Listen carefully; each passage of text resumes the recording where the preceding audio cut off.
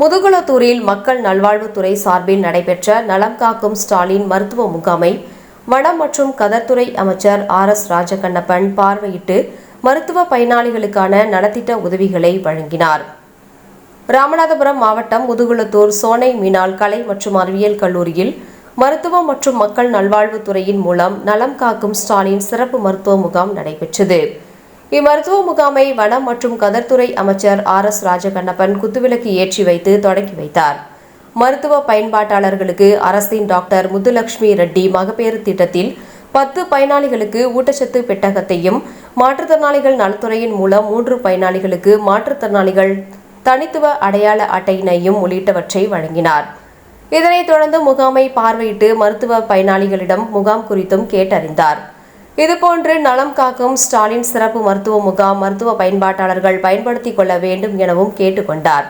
1000க்கும் மேற்பட்ட பொதுமக்கள் பங்கேற்றனர்.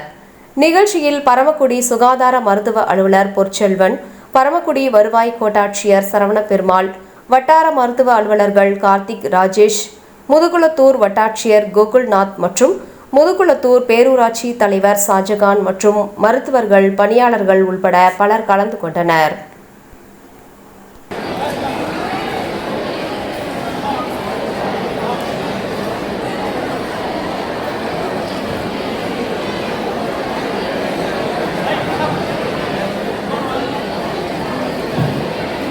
கூட கூட போயிட்டே இருக்காரு. உட்காருங்கம்மா. ஏ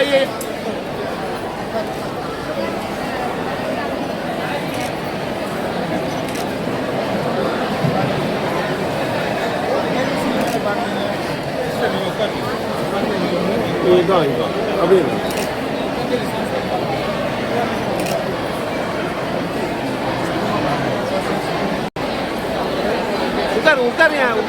உட்காருங்கம்மா.